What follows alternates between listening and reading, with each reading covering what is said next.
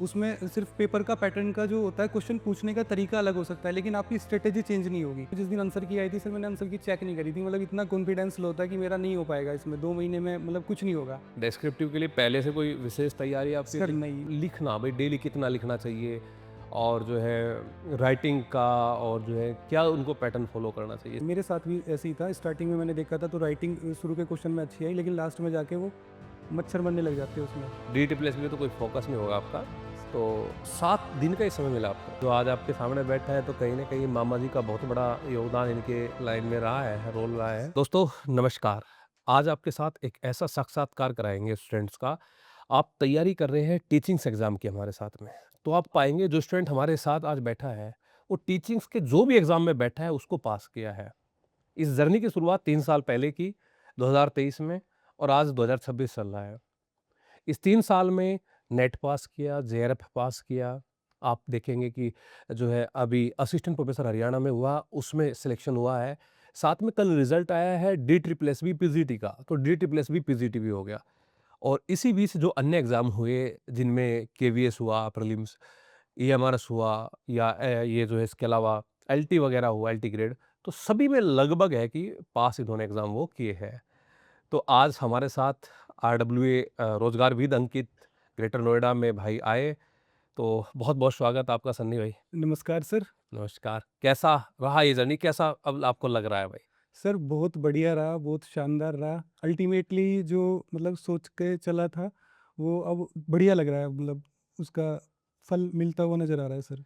अच्छा, अक्सर हम एक बात देखते हैं कि भई जो मेहनत हम करते हैं, वो मेहनत कभी खराब नहीं जाती ना। नहीं सर, ऐसा नहीं है, मतलब मेहनत का कुछ ना कुछ मिलता ज़रूर है, हम हर चीज़ से सीखते हैं। स्टार्टिंग से लेके और आज तक मैंने देखा है, चाहे मैं जब स्टार्टिंग प्रिपरेशन की थी, तो उस टाइम पे स्टार्टिंग में फेलियर आए, लेकिन उनसे भी बहुत कुछ सीखने को मिला है। और ये जो मेरे एग्ज़ाम अभी आप बता रहे हैं क्वालिफ़ाई हुए हैं और अभी मतलब रिज़ल्ट भी कुछ पेंडिंग है, तो उसमें उन स्टार्टिंग से लेके अब तक का बहुत रोल रहा है हर पेपर का।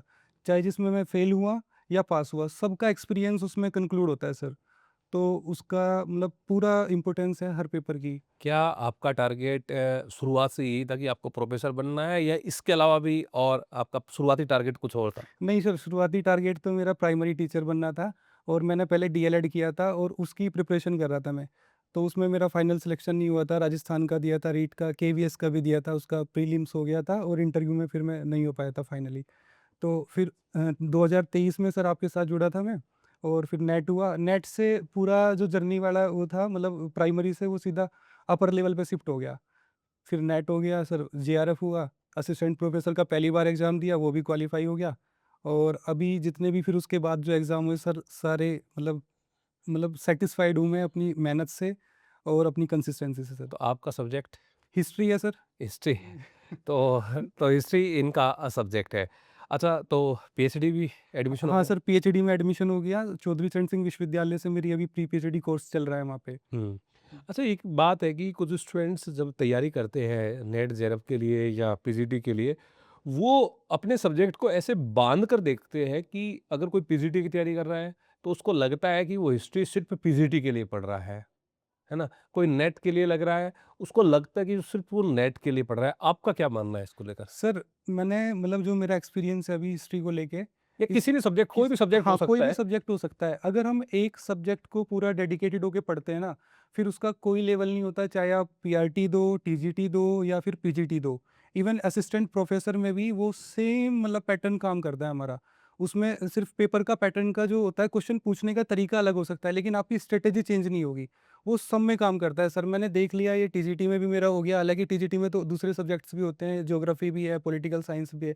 लेकिन जो हमारा मेन सब्जेक्ट है ना, उसकी जब बेस तैयार हो जाता है ना, वो फिर सब में लागू होता है सर। उसका कोई ऐसा लेवल नहीं है कि वो नेट के लिए अलग है, असिस्टेंट प्रोफेसर के लिए अलग है या पीजीटी के लिए अलग है।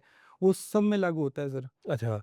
अच्छा, बात आती है कि जो आपने पढ़ाई की, जी अपना सर। सब्जेक्ट आपने बहुत डीपली आपने किया है, तो जी सर। तभी इतनी वैकेंसीज़ में आपका सिलेक्शन हुआ है। जी। तो कितना टाइम आप देते थे इसको?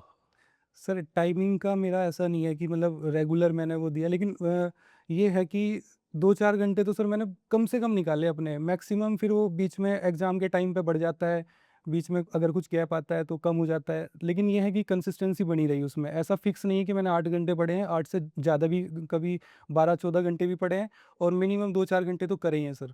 कंसिस्टेंसी रही है, ये नहीं कंसिस्टेंसी है ना रही बीच है। में 1 हफ्ते का 10 दिन का ब्रेक आपने नहीं लिया सर, हो। बीच में गैप नहीं हो मतलब अगर मैं कहीं जाता भी था ना, तो चाहे मुझे ईयरफ़ोन से मतलब क्लास देखनी हो, कुछ भी करना हो, मैंने करा है। छोड़ा नहीं है बिल्कुल भी सर। अच्छा, जी, बहुत बढ़िया, ये तो शानदार है भई, जी सर। है ना? अच्छा, आपकी जो प्रारंभिक जो शिक्षा है, उस प्रारंभिक शिक्षा के बारे में बताइए कि आपने और क्या-क्या किया है? और कब आपकी ग्रेजुएशन हुई है, पोस्ट ग्रेजुएशन हुई है?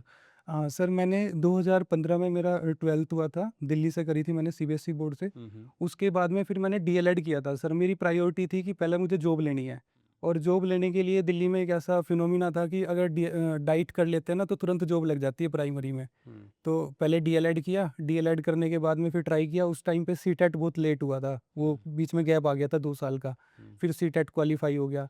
उसके साथ-साथ फिर मैंने ग्रेजुएशन कर ली, मेरिट आ गए थे, मैंने इस कॉलेज से ग्रेजुएशन करी और ग्रेजुएशन के साथ तैयारी चलती रही प्राइमरी की। हुँ, उसी बीच में ही फिर मैंने उसकी राजस्थान की प्रिपरेशन करी है, केवीएस के लिए भी तैयारी करी है, डीएसएसबी की भी तैयारी करी थी प्राइमरी टीचर के लिए। हुँ, तो उसमें फाइनली नहीं हो पाया। हुँ, 2020 में मेरी ग्रेजुएशन पूरी हो गई, ग्रेजुएशन के बाद फिर मैंने पीजी किया, इग्नू से किया। 2022 में होना था वो, लेकिन 2023 में जाके कंप्लीट हो चुका असाइनमेंट के चक्कर में। फिर उसके बाद में बीएड किया सर और बीएड के साथ-साथ फिर नेट की प्रिपरेशन आपके साथ 2023 में जुड़ गया था, तो वहाँ से फिर मतलब नेट का एक अलग वो शुरू हो गया था, लाइन खुल गई थी और 2 महीने के अंदर-अंदर सर पहली बार मेरा नेट क्वालीफाई हो गया था। हुँ। तो उससे एक अलग कॉन्फिडेंस आया कि हाँ, इस वाले एरिया में भी कुछ कर सकता हूँ। तो जो सब्जेक्ट की मेरी हिस्ट्री की जो तैयारी हुई है ना, वो नेट के पेपर से स्टार्ट हुई है। उससे पहले ग्रेजुएशन में या फिर पोस्ट ग्रेजुएशन में इतना डीप नहीं पढ़ा था सर। तो वहाँ से जाके फिर ये असिस्टेंट प्रोफ़ेसर वाली जर्नी और ये जीआरएफ, पीएचडी वगैरह सब वहीं से स्टार्ट हुआ नेट वाले एग्ज़ाम से। वहीं से सब कुछ जी ये सर। स्टार्ट हुआ है। हाँ। अच्छा, तो इसमें सबसे बड़ा मान लिया, जैसे हम कहते हैं कि भई जब हम कोई चीज़ की शुरुआत करते हैं, तो हमारा बहुत बड़ा कोई ना कोई बैकएंड में हमारा सपोर्टर होता है। हुँ। तो जैसे घर में माताजी, बहन-जी, पिताजी, मामा-जी और जो बहुत से लोग होते हैं, तो उनमें उन लोगों का कैसा कोऑपरेशन रहा? सर वैसे तो सभी का ही ऑलमोस्ट रहा है, लेकिन उसमें मामा जी का बहुत बड़ा सर योगदान रहा है इसमें। और उन्होंने ही नेट के लिए मुझे मतलब करा था, फ़ोर्स किया था कि नेट दे, हो सकता है तेरा। हालाँकि मेरा खुद का कॉन्फिडेंस ज़ीरो था उस टाइम पे हुँ, और जब नेट का सर पहली बार मैंने आपका मतलब उस टाइम पे ही जैसे मामा जी बोल रहे थे, तो उसी टाइम पे फिर आपका कॉन्टैक्ट हो गया था आपसे। तो प्रिपरेशन स्टार्ट कर दी। स्टार्ट करने के बाद जो मेरा नेट का एग्ज़ाम हुआ, उसी टाइम पे ही फिर केवीएस का सर इंटरव्यू आ गया बीच में ही, तो वो क्लैश कर गया।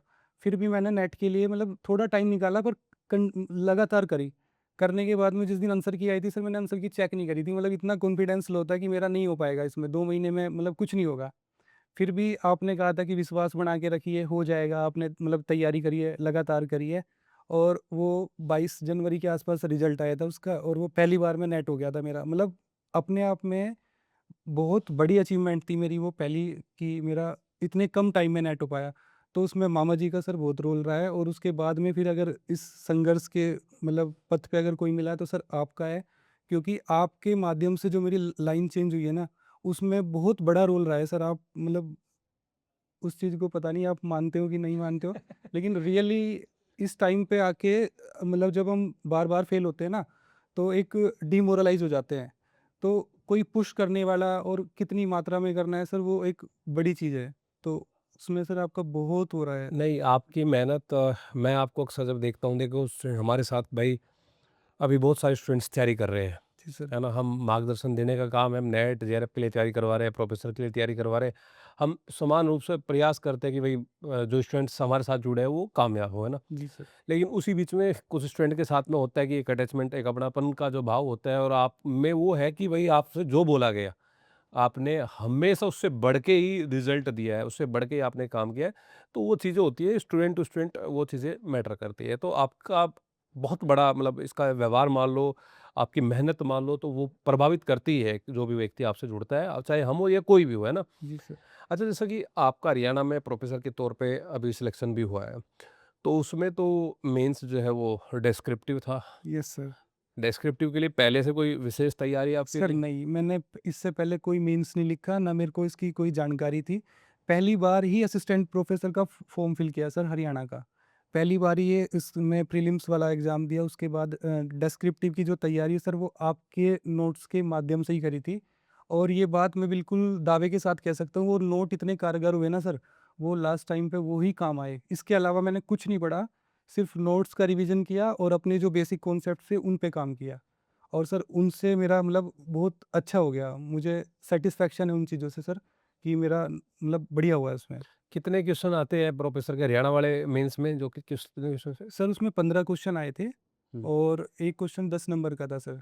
तो जो नोट्स आपने पढ़े हैं, तो लगभग है कि कितने क्वेश्चंस आपको डायरेक्ट और इनडायरेक्टली आपको उसमें सर मिले? उसमें 9-10 क्वेश्चन बिल्कुल नोट से ही थे। हुँ। थोड़ी बहुत माइन्यूट सी उसमें लैंग्वेज चेंज की थी, बाकी कॉन्सेप्ट वही था almost. Concept yes sir, concept वही था, है ना? Yes sir.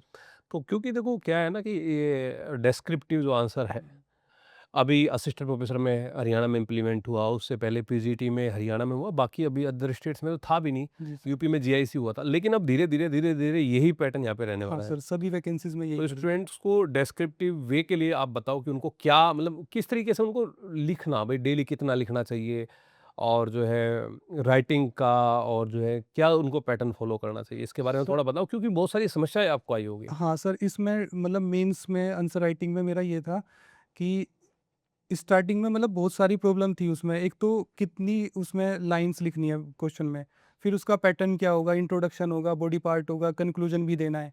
फिर दूसरी बात है उसमें लैंग्वेज का, जैसे हम जनरल लैंग्वेज यूज़ करते हैं ना, अगर वो ही पेपर में लिखते हैं वो उतनी इफेक्टिव नहीं होती, तो उसके लिए कुछ हमें सेलेक्टेड वर्ड्स की भी ज़रूरत पड़ती है। तो सर वो बुक्स पढ़ने से या फिर हमें नोट से भी मैंने उसमें चीज़ें निकाली, एक कॉपी मैंने अलग से बना ली थी। तो जो शब्दों की प्रभाविता होती है ना, वो ज़्यादा मैटर करती है। एक वो चीज़ होती है। दूसरा ये होता है कि टाइमिंग की, कि स्टार्टिंग में जब करा था सर, एक क्वेश्चन लिखने में 30 से 35 मिनट लग रही थी। एक क्वेश्चन लिखने में 30 से 35 मिनट से फिर हमें वो कम करके लेके जाना होता है सर, बिल्कुल मतलब 3 घंटे में 15 क्वेश्चन करने हैं अपने आप को। हम्म। तो वो अगर हम प्रीलिम्स की तैयारी कर रहे हैं किसी भी पेपर के लिए, तो उस टाइम से ही लिखने की अगर प्रैक्टिस करना शुरू कर देते हैं, तो वो लास्ट में जाके आपका बिल्कुल टाइम में आएगा। और उसके साथ-साथ फिर हर दिन वो इम्प्रूव होता है सर क्वेश्चन। अब जिस दिन मैंने पहला लिखा था और जब मैं लास्ट में देख रहा था ना, तो मुझे हँसी आती थी अपने उस पे आंसर पे लिखते मतलब देखते हुए। तो उसमें यही है कि आप लिखते रहिए सर, उसमें लिखने की बहुत ज़्यादा वो है, मतलब जितना लिखते हैं उस लेख भी साफ होता है और फ्लुएंसी भी आती है लिखने में। और हमें पता भी लगता है कि हमने मतलब कहाँ गलती करी है, खुद से देखते हैं तो उसको री-इवैल्यूएट करते हैं दोबारा। तो वो चीज़ है कि स्टार्टिंग से ही करनी है सर, वो प्रीलिम्स के टाइम से ही। अगर हम ये सोच के बैठते हैं कि नहीं हमें मेंस मतलब प्रीलिम्स का रिजल्ट आने के बाद प्रिपरेशन करनी है, तो फिर प्रेशर बढ़ जाता है एक ऑटोमेटिकली। हम्म। तो वो साथ के साथ ही करी थी सर तो मैंने। शुरुआत में तो आपको एक क्वेश्चन में आप बता रहे हैं कि 30 मिनट लगभग यस सर, लगी थी, 30 मिनट मेरे को लगी थी बिल्कुल। लेकिन फिर बाद में जब एग्जाम में हम देखते हैं कि भाई 3 घंटे का समय है, यस। 15 क्वेश्चन है, तो एक क्वेश्चन के लिए लगभग एवरेज टाइम क्या रहता है? सर वही आप देख लो 12-14 मिनट लगभग, 12-14 मिनट, यस है सर। ना? तो आधा मतलब कम करना पड़ा वो बिल्कुल सर, पूरा। टाइम, है ना? बिल्कुल, तो उसके लिए तो लगातार प्रैक्टिस आपने की। तो लगातार। अगर मैं कहूँ कि पूरे दिन में आप कितने घंटे थे कि जो आप आंसर लिखते थे, मतलब कि चाहे देख के लिखे हो, हाँ सर। सर मैंने 3-4 घंटे डेली लिखा है।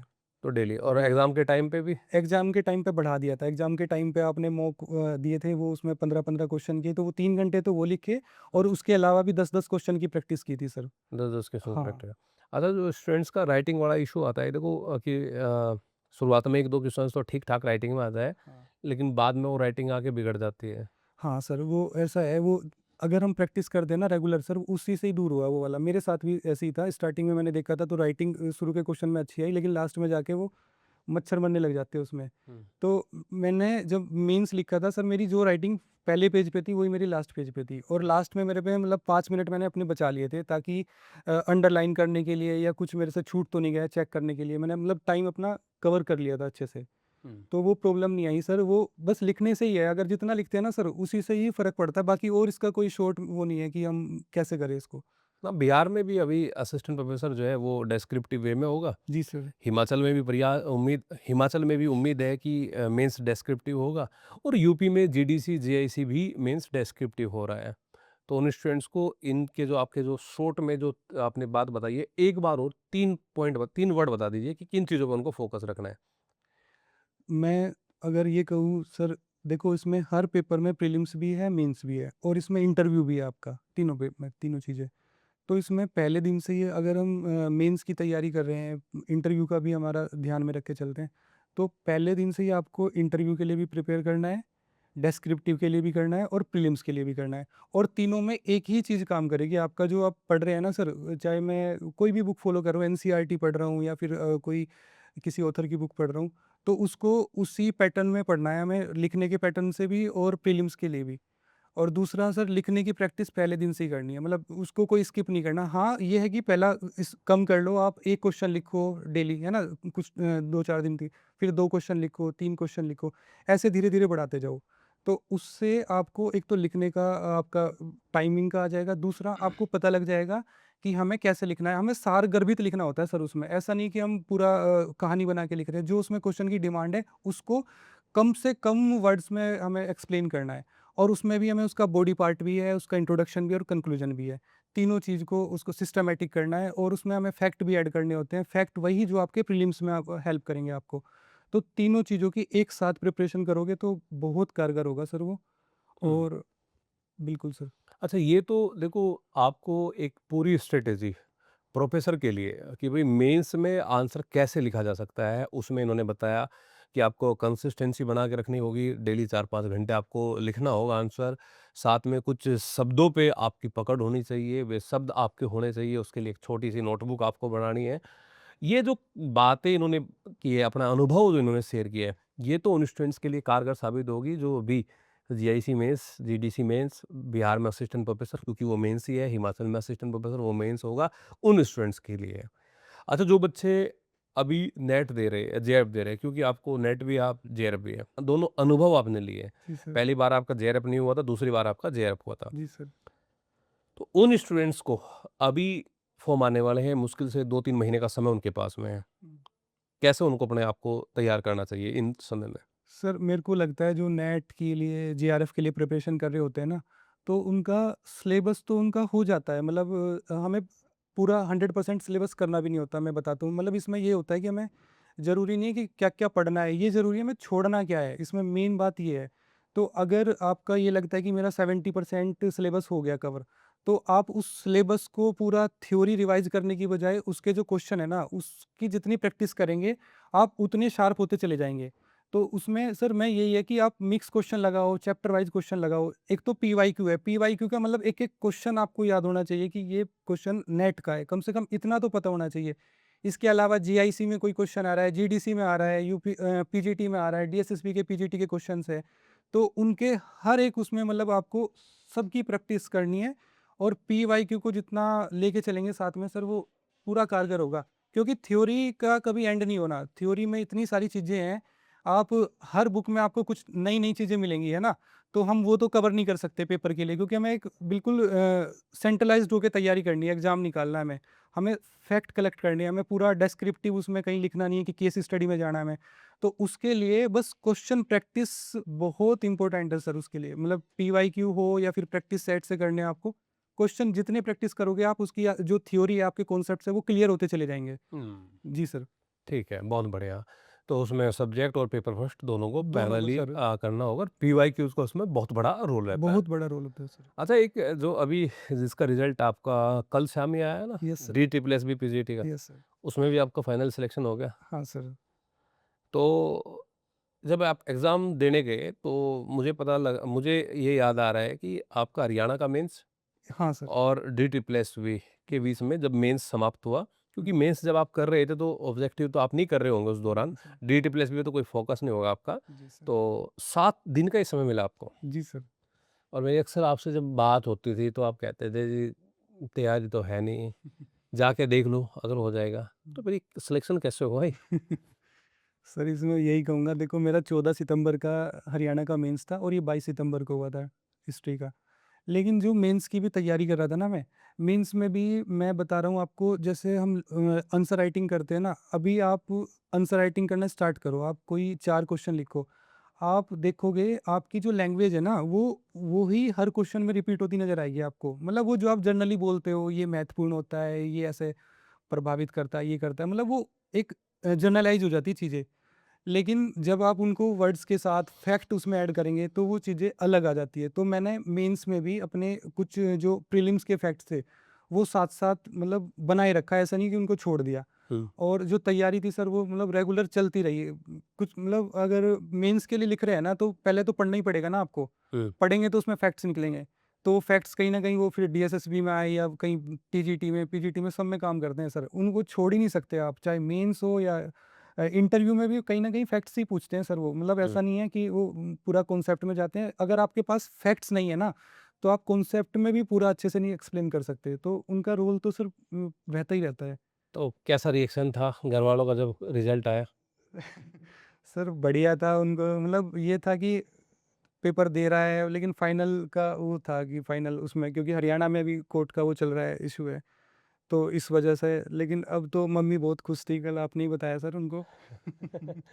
तो और जिसने आपकी जर्नी शुरुआत की, जिसका अक्सर कहते हैं कि भाई हम रिश्तेदारों को भला-बुरा बोलते हैं, लेकिन रिश्तेदार हमारे काम आते हैं भाई। जी सर। जो आज आपके सामने बैठा है तो कहीं न कहीं मामा जी का बहुत बड़ा योगदान इनके लाइफ में रहा है, रोल रहा है। तो मामा जी का क्या रिएक्शन था? फ़ोन पे ही बात हुई होगी?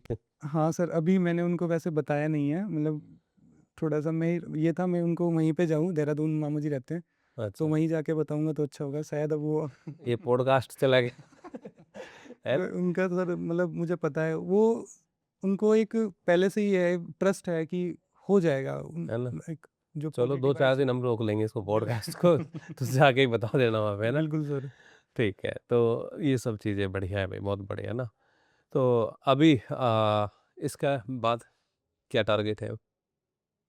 सर मतलब अभी पीएचडी भी साथ-साथ में? हाँ सर पीएचडी चल रही है अभी कोर्स वर्क चल रहा है मेरा हुँ, और जहाँ तक मेरी पीएचडी की बात है तब जब तक ज्वाइनिंग होगी मेरा कोर्स वर्क कंप्लीट हो जाएगा तो हुँ। उसके बाद फिर पीएचडी तो सर कंटिन्यू करनी है।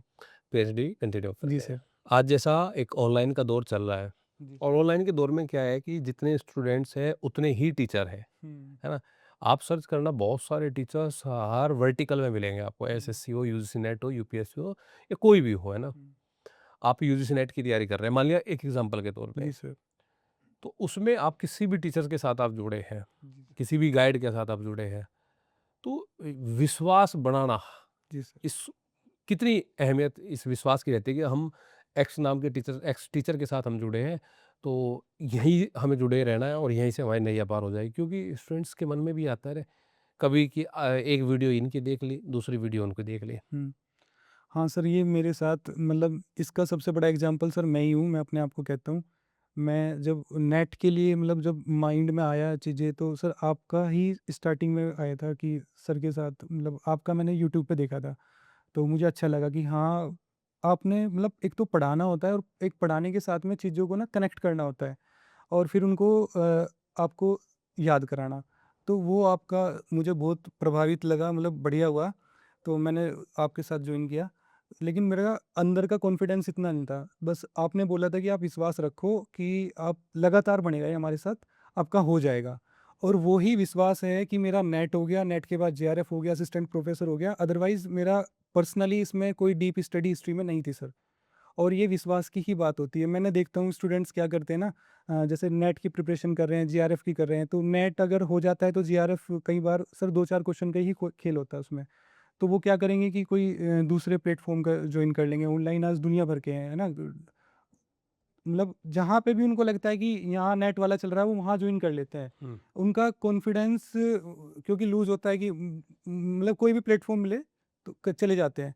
तो उसमें ये होता है ना सर उसमें भ्रमित हो जाते हैं। हम जो कंटेंट हम पढ़ना है ना, हमें रिवाइज़ करना है, वो हो ही नहीं पाता हमारा। सारा मिक्स हो जाता है। हुँ, तो अगर हम एक ही क्योंकि कंटेंट सर फिक्स है इसका, नेट वाले का मैं देखता हूँ ना वो 30-40% तो वो रिपीट ही चलता है। हुँ, हुँ, कुछ टॉपिक्स ऐते ऐसे हैं वो मतलब बार-बार वही आते हैं, उनसे क्वेश्चन घूम फिर के लैंग्वेज चेंज होगी या फिर कुछ भी हुँ। होगा वो रिपीट होते रहते हैं। तो अगर आप एक ही उस पे जुड़ के काम करोगे ना मतलब उसको ही बार-बार रिवाइज़ करोगे, तो वो बहुत कारगर है सर। उसमें भ्रमित होने से अच्छा है मतलब आप जिसके साथ जुड़ रहे हैं, विश्वास के साथ जुड़िए और खुद पे भी अपना विश्वास बनाए रखिए, तो पक्का हो जाएगा आपका 100% श्योरिटी है सर इस बात की। अच्छा जैसा कि अच्छा एक बात और स्टूडेंट्स मैं एक विशेष बात बताऊँगा सनी कुमार की, कि इनका नेट हो गया ठीक है, जेआरएफ के लिए तैयारी कर रहा है, लगता है कि ये रेगुलर क्लास में आते थे, एप्लीकेशन की क्लास में, यूट्यूब की क्लास में, डेली अक्सर इनका नाम मुझे दिखता था सामने कि भई हाँ, लाइव है। जब नेट था, जेआरएफ नहीं था, तो जब जेआरएफ हो गया, तब प्रोफ़ेसर की क्लास में कोई क्लास इसने कभी मिस नहीं की, है ना? वो इनकी कंसिस्टेंसी की बात बता रहा हूँ मैं। अब फाइनली ये प्रोफ़ेसर भी बन गए। प्रोफ़ेसर के बाद में भी जितनी क्लासेस हमारी हुई है, चाहे वो एप्लीकेशन पे है, यूट्यूब पे, उसके बाद भी ये लगातार लाइव, है ना? और भी दूसरे सिलेक्शन हो गए तब भी ये लाइव। तो मतलब कहीं न कहीं मुझे ये चीज़ें अपने आप में जब मैं देखता था सामने, मैं क्लास लेने के लिए खड़ा होता था, तो इनका कमेंट मुझे शो होता था, तो मैं ये सोचता था कि अब तो शायद है कि मेरे से ज़्यादा फैक्ट और कांसेप्ट इसके क्लियर हो गए हैं और पिछले 3-4 साल से लगातार पढ़ रहा है, तो अब क्यों ये क्लास ले रहा है? तो ये भी मुझे कहीं न कहीं बहुत प्रभावित करती है भई, है ना? सर लगातार मैं देखता था इसको। टीचिंग एक ऐसा प्रोफ़ेशन है सर, इसमें पढ़ना-पढ़ाना पूरी ज़िंदगी चलता रहता है। और मतलब टीचर हम बोल देते हैं, टीचर वास्तव में सब स्टूडेंट ही होते हैं। सीखने-सिखाने की जो प्रक्रिया है ना, ये फ्रॉम वोम टू टॉम चलती है आपकी। तो और दूसरा ये है कि मुझे प्रोफ़ेसर बन गया, कॉलेज में जाना है, पढ़ाना है, तो अगर मैं खुद नहीं पढ़ूँगा तो बच्चों को क्या पढ़ाऊँगा? तो अपडेट रहने के लिए सर, और इतनी सारी चीज़ें हैं, मतलब बहुत कम हम सीख पाते हैं पूरे उसमें यूनिवर्स में। तो अगर लगातार पढ़ते भी रहेंगे ना आप, तब भी आप अपने आप को सोचोगे कि नहीं, कुछ खाली है, कुछ रह गया, ये छूट गया, वो छूट गया।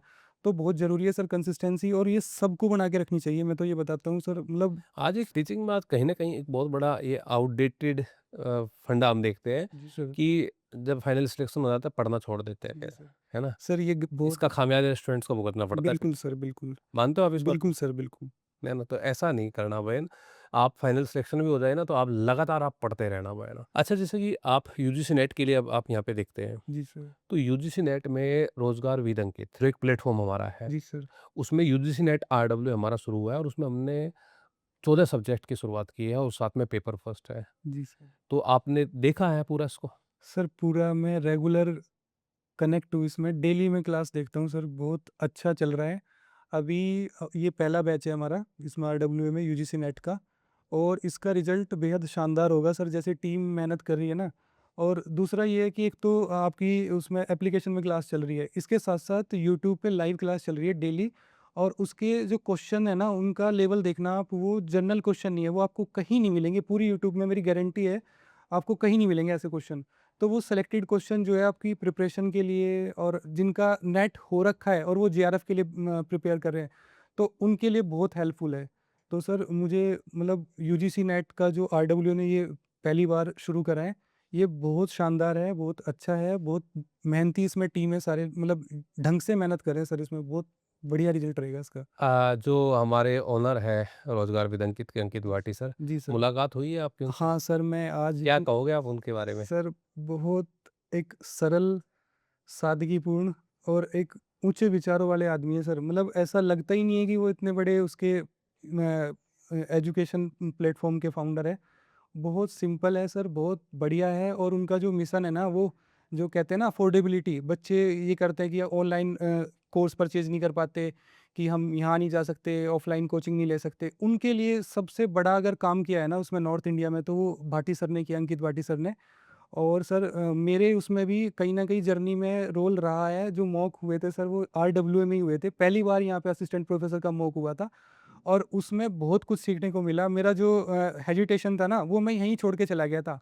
सर आज सच में इसमें अंकित सर का बहुत रोल रहा है। सर आपका तो ख़ैर है ही नहीं, स्टार्टिंग से, नहीं, ठीक है। और पूरा मतलब बढ़िया वो है। तो स्टूडेंट्स, अगर आप भी यूजीसी नेट की असिस्टेंट प्रोफेसर की तैयारी कर रहे हैं, पीजीटी आप दे रहे हैं, तो आपने इस पूरे साक्षात्कार को सुना होगा। निश्चित तौर पे आपको इसका फ़ायदा मिलेगा और अगर आपका जो भी विषय है, आप ज़रूर कमेंट करना हमें और बताना। तो लगातार आप यूजीसी नेट आरडब्ल्यूए पर बने रहिए और आपके भरोसे पर हम खरा उतरने का प्रयास करेंगे।